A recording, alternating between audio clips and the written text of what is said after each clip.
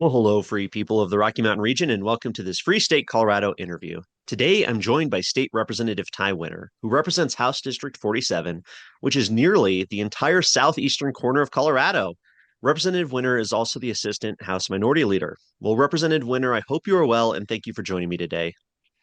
Well, thanks for having me on. I really appreciate it. And especially with special session coming up, we need to get people active and involved. Uh, right now, there's a lot of things going on in Colorado, and there's a handful of people that know about it. But we need to start pushing this message out far and wide because Coloradoans are suffering some horrible things, and especially in the last 10 years. As we've seen control shift in the state, we've seen the state start to drop in all of the rankings that we don't want it to.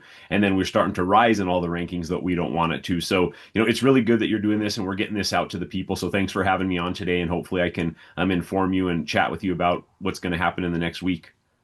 Perfect. Yeah. So this video is coming out the first day of the special session here this Thursday today. And, Colorado legislators, if people don't know out there, were called by the governor to address the federal tax cut that is saving Colorado taxpayers $1 billion here. And it also caused the state budget to be no longer balanced. So, Representative Winter, what do Coloradans need to know about the special session? Well, what makes it really hard, Brandon, is all during session last year, as you know, we battled this stuff. We tried to run severability clauses in many pieces of legislation that said, hey, if there's any adverse effects from the legislation that is passed with the federal government that sees a cut in funding, that this bill is null or void. That was pushed back on. JBC asked the governor to do a hiring freeze during session last year. It didn't happen until 0 hour. Another thing is we asked 2% cut across the budget in every department would have been about $876 million. 2% cut.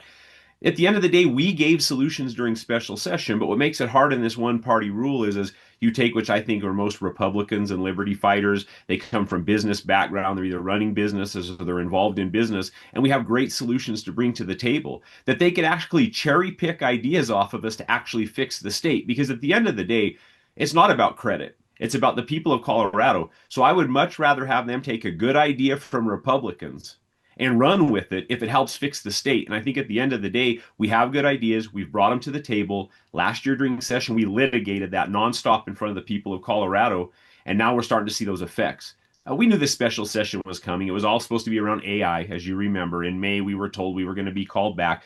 But then we get a call with like 11 different bullet points. And that's insanity. To go and fix AI and plug a couple gaps, does it make sense to the people of Colorado to call them in for that kind of money? Maybe when you look, could be lost at AI in the long run if we miss the boat because, I'm a huge proponent of nuclear energy. And right now they're building the Terra plant in Wyoming. And if we want to compete in Colorado for data centers and I could understand maybe calling a session over that if it's going to, hurt us and our ability to bring business into Colorado. But to add all of this other stuff on, makes no sense. There's a lot of this the governor could have fixed on his own without calling the legislature back to the Capitol. I think some of that could have been done. And at the end of the day, a lot of the worries and things that they're worried about, they're saying that isn't going to affect their budget till 2027. So we're calling a special session for something I think that we could really work on come January. Well, I really appreciate that. I appreciate the context and really the numbers behind it. And it's great to hear, the House Republicans and I'm sure on the Senate too had solutions, had ways to cut the budget, to cut some spending and plan ahead. That's what makes sense. And I think that's really an interesting difference between Democrats and Republicans. Where the Republicans, like you said, are business leaders. They're people who've owned companies. There are people who are used to kind of having to make cuts in tough times and run a clean bottom line and make sure that you're in the black to keep your employees employed. Whereas on the Democratic side, for the most part, a lot of them are either like lawyers involved in social justice issues or professional activists or professional politicians even. So for Right. them, they don't live in the same kind of world that the majority of Coloradans live in terms of having to balance a budget. And I thought that was just a really interesting distinction. And the Republicans have the solutions, the Democrats have the problems. I mean, it can't get more clear than that, right? And like I said, at the end of the day, it's about the people of Colorado. So even taking some of our ideas, you want to rebrand them, I don't think that sounds bad. It's about the people. And that's where we need to start focusing on. As I travel this district, I have 9 counties. I'm around a lot, and people are upset because the urban legislators are so out of touch with the way of life that we have and the struggles that we face. And we constantly have to hear about food deserts and health deserts at the state capitol from urban legislators. And I'm like, you have no clue what food deserts and health deserts are like. So I really think the important part of the Republican caucus, we have some inner city Republicans or more urban Republicans, and I think they've got a really good handle on that. But I think that's why the rural caucus of the Republican Party is so important because effectually our job is to go to the Capitol and tell the story of our district and tell the story of our people. As I travel my district, I always make sure to write down stories I hear from moms and dads and kids about how the state of Colorado is changing and how it's affecting their way of life and how they've farmed and ranched their whole lives, the crushing on small business, what we've done to our coal industry, what we've done to steel in Pueblo. And as you hear those stories, that's the best thing for me to bring to the well because I'm telling you stories that I've heard from people. I think it's ultra important that we keep doing that because at the end of the day, our stories are starting to resonate with all Coloradans, just not rural Coloradans. It's getting harder to live in Colorado. Inflation is way more than it is anywhere else throughout the state or throughout the nation. I mean, we're taxed and feed to death. Healthcare is going through the roof. The green energy push has made the cost of energy go through the roof. And it's all on the back of the working class. It's all on the back of Coloradans like me and you. I mean, I'm talking to families that they don't know if they're either going to put meat on the table or heat in the home. They're digging through their couch cushions to try to find money to buy gas to go to work. And at the end of the day, the state is calling us back, and I'll guarantee this there will be more money spent than there will be cuts made during this special session. And then I have to go to my constituents on an apology tour for 9 months and say, hey, we really fought like hell for you and we tried to bring some common sense under the golden dome, but math is math and there's more of them than us. And unfortunately, rules for thee and not for me. Wow. No, that's a good point. And I think it's so important to get those stories out there, that share that personal experience of individuals who are just struggling to get by, who are really suffering under so many of these policies that are just making life so much more difficult and so much less affordable here in Colorado. Now, you said something too about the special session being costly.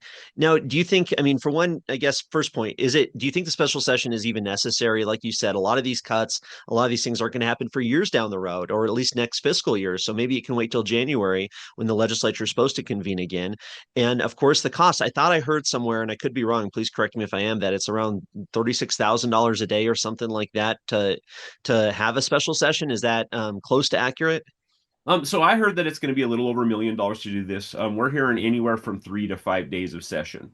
Like I said before, Brandon, when it comes to the EAI portion of this, I could see that if it's going to cost business in Colorado, because you figure it's something that we could go up and do, and I'm not even sold on that.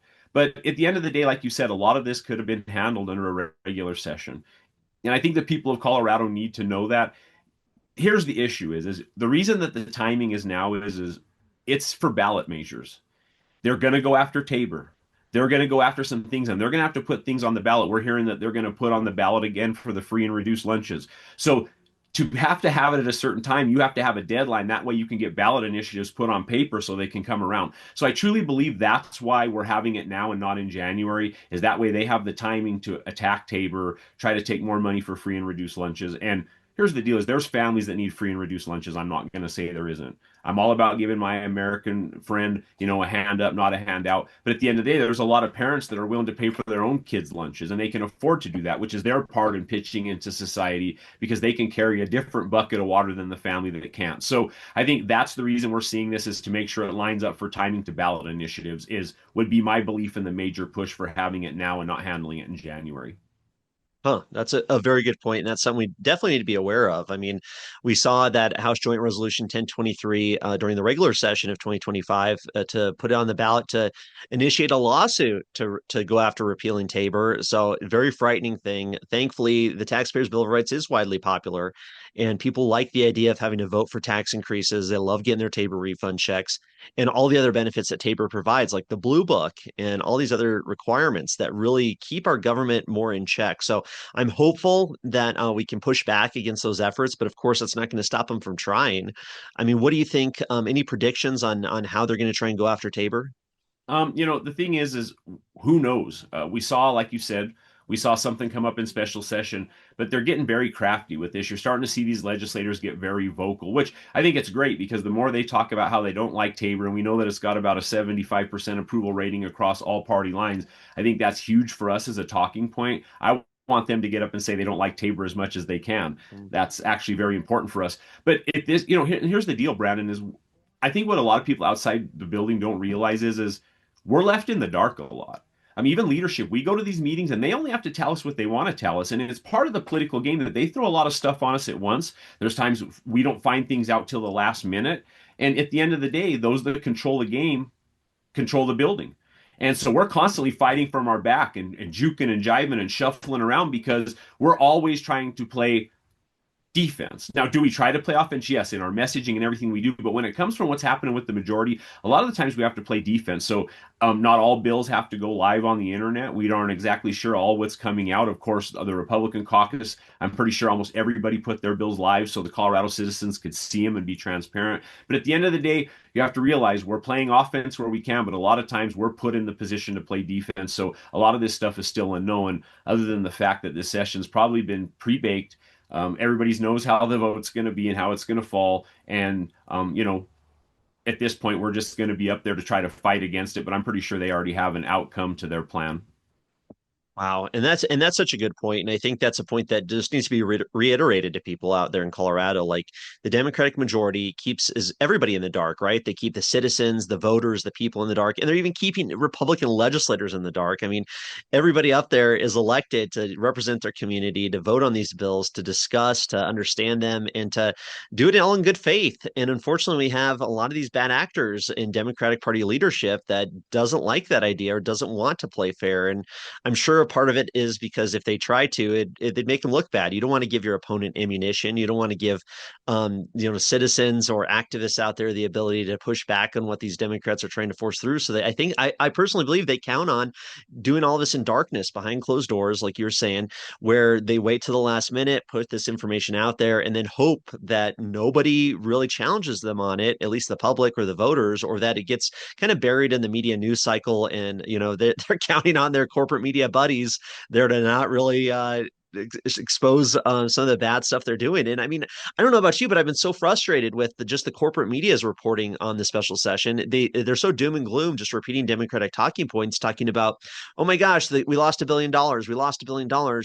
And it seems nobody in the media is really saying, no, this is $1 billion going back to the taxpayers, the people who earned this money, the business owners, the job creators, the employers, and individual taxpayers across Colorado are getting that money back in their pockets, and they desperately need it. Like you said, where so many people are struggling, so many companies are closing. So this $1 billion tax cut is a huge win for Colorado. But of course, the media and the Democratic majority don't want people thinking that way. Well, no, and I think that's a symptom of the sickness. And, right now they're saying that they project that they see that we could see a recession. But CU School of Leeds, LCS, Denver Metro EDC, they're not seeing this. They're not predicting the recession that they're saying on the inside. So at the end of the day, they need something to trigger this. And it just happened to be that the big, beautiful bill is the thing that they're going to be able to use as the scapegoat. The budget's doubled over the last 10 years. I mean, there's taxes and fees everywhere we go, and they just keep spending money. Another thing that people have to realize is that one-time COVID money really put this state in this position because, like I like to explain it to people, they spent not only that money for that year's program, but they laid it out so these programs continued upon without funding. And that's no different than you walking by an auto dealer and finding $1,000 and going in and buying a car that has $1,000 a month payment. You made the first payment, but you don't know what you're going to do for the next 5 years. So I think that's another thing that people in Colorado need to realize is there's just a total mismanagement of their money. We do not have a revenue problem in the state of the Colorado. We have a priority problem. And what makes it hard for me is like in my district, let's look at why the people are on these programs. First and foremost, like the local high school in my town, they were the Trinidad Miners. I went to school, the Honey Farmers. These people are proud, hardworking people. But at the end of the day, what has happened is Democrat policies out of the Golden Dome have killed coal. They killed oil and gas.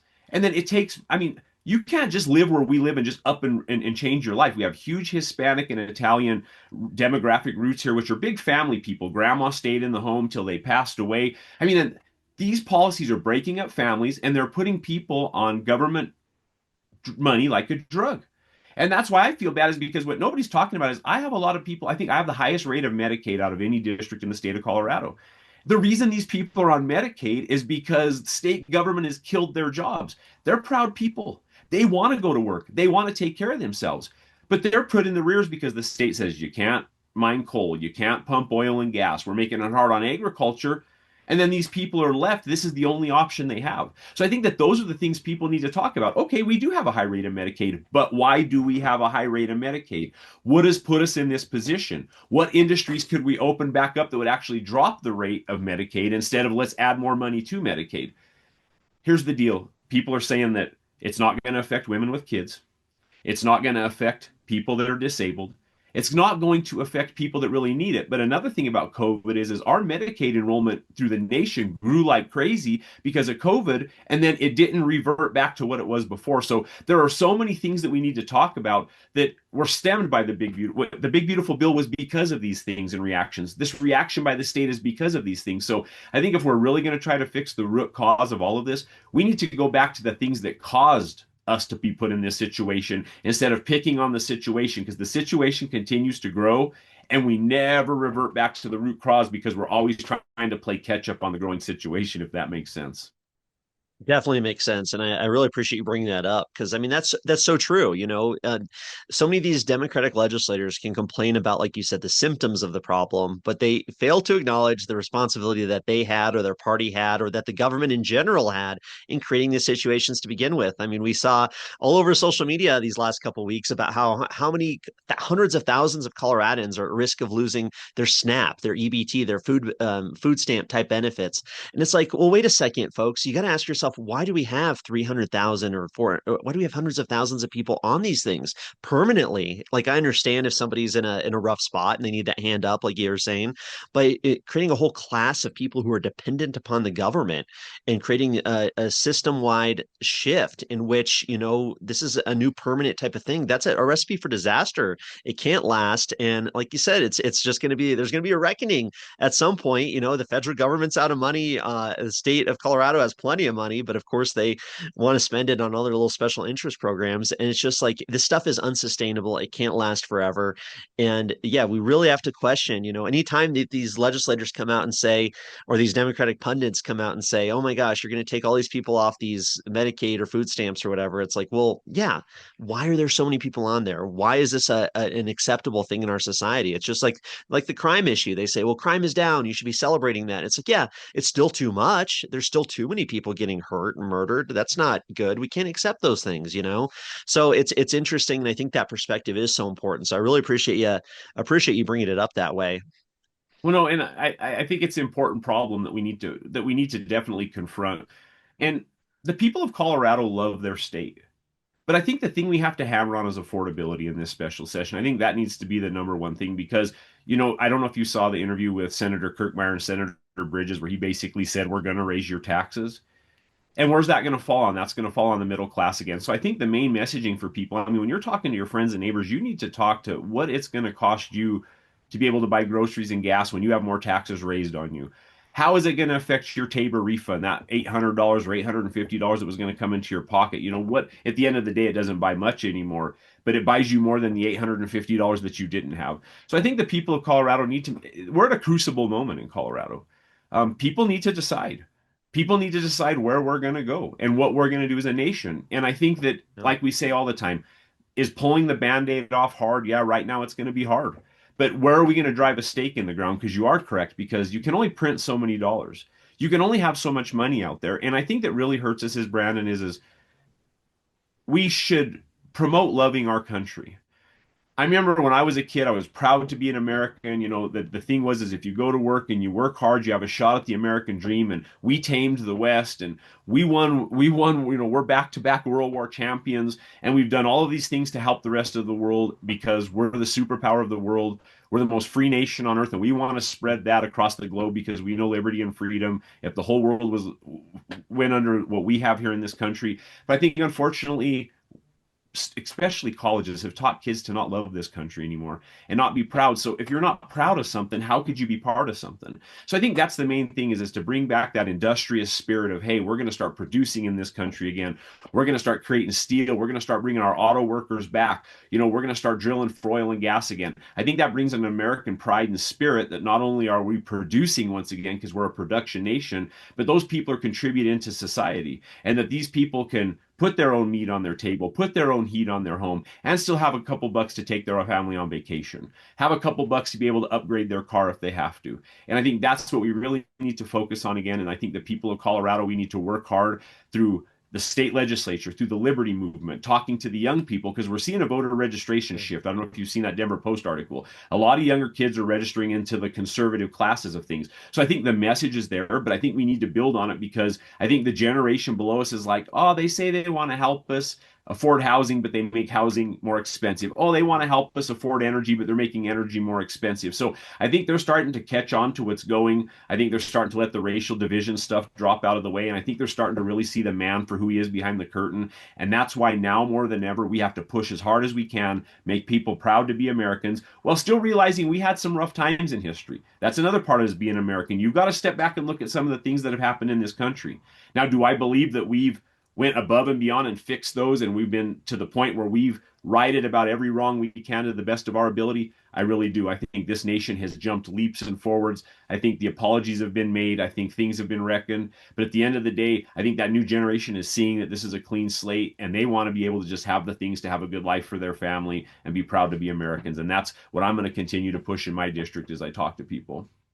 Nice. Yeah, I'm such an optimist. I do think that we will eventually be a free state. I think, we're moving in that direction because everybody wants the same things, right? We want freedom, we want liberty, and we want to have a good lives for ourselves and our families. And, once people understand how the bad policy can affect that and push our state in the wrong direction, then it's pretty obvious what needs to be done. So appreciate that mindset. I think that's so important. And I also appreciate a bill you're co-sponsoring here for the special session with Senator Rod Pelton. I think it's a total step in the right direction here. Your bill, Representative Winter, would repeal the $4 million slush fund that Governor Polis has to sue the Trump administration. What can you tell us about this bill? So this was one of like the bones I had to pick during session last year. And this is one thing. So I did a town hall in every county as soon as I got done with session. And I brought this up to people everywhere I went, and the look of disgust on their faces just blew my mind. And here's the deal is I live in a county, and in my district, a lot of the Democrats, they're blue dog Democrats, they're Kennedy Democrats, and they actually align with us more than you would imagine. I mean, they love the country, they love God, they want to be able to go to work, they're fiscally conservative. There's those 20% of issues that we're not going to agree on, but they're the kind of people that say, okay, this is for the better good of the country, and we're going to set those aside. Those people even disagree. Young independents that I talk to disagree. They're like, we can't believe that in a budget crunch like this, that the state is going to take $4 million of our hard-earned money from a fund that's supposed to create infrastructure jobs. Then we're going to put that money into the governor's office so he can then hire outside counsel to help stave off the federal government, all while dangling, like I think $280 million in front of counties saying, if you don't sign up for our housing agenda, you don't get this money. So rules for thee, not for me. We're upset that the federal government is holding funds back from us.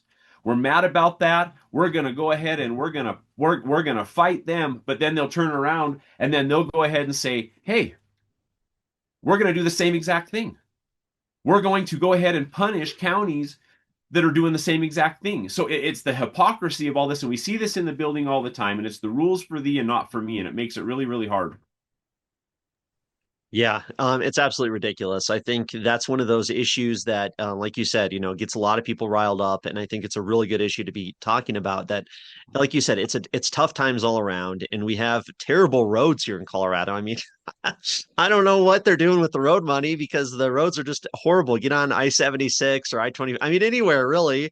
And it's so rough and so bad. And say we're taking $4 million away from this infrastructure spending, which could go towards improving our road conditions or bridges or whatever, and say, nope, this is Jared Polis's little slush fund, and he can use it to make his political statements and do his little posturing here at the national level and make himself look good in the eyes of his buddies like Pritzker and Newsom and all these other people. And it's absolutely shameful. I mean, it's totally against the what we should be having a government for, which is just to provide the bare necessities and basics for our infrastructure and not get involved in these political fights with the federal government. I mean, it's adding insult to injury. Not only are we losing this money because we won't follow federal law, then we're also taking more money away from the Coloradans, from Colorado taxpayers to fight them even more. So I mean, it's absolutely ridiculous. And so happy to see that bill. Any other predictions, Representative Winter, or any kind of final thoughts here on the special session of what people can expect?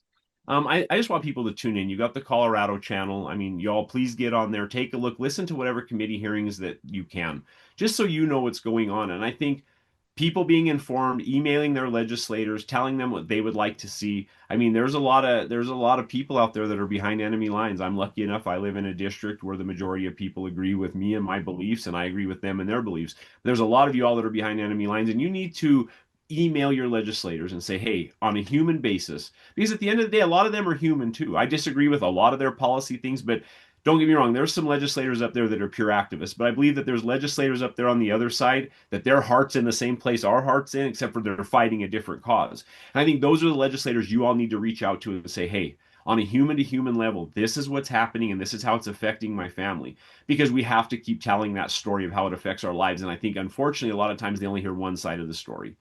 And I think that we need to start getting more active. I think you're doing that through here. I think, I encourage anybody, please sign up to testify. If you can't make it to the Capitol, do it online.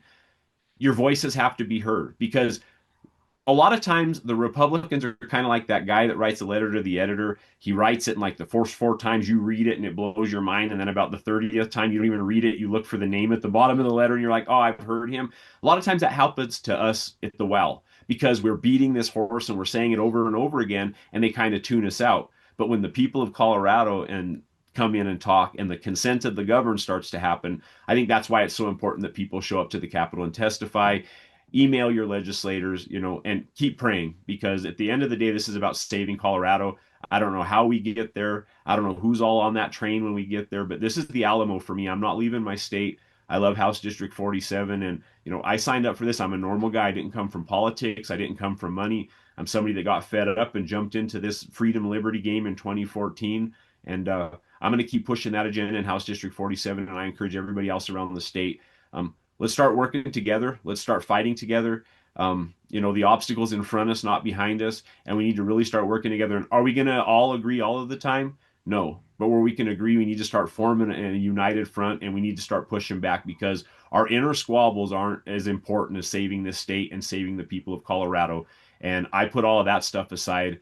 I fight for the 88,000 people that elected me. I fight for the Coloradoans who want a good state to raise their kids that's clean, that's safe, and where they can make a dollar. And that's what our focus should be on. And that's what I'm going to continue to do as your assistant minority leader and as the representative of House District 47. Awesome. Well, thank you so much, sir. Really appreciate your time. Please keep us up to date about anything else with the special session, and sure we'll see you down at the Capitol. So thank you very much. Awesome. See you in the building. Y'all, God bless Colorado and God bless the United States of America. We're going to be okay. Let's keep fighting. Awesome. Totally agree. Take care.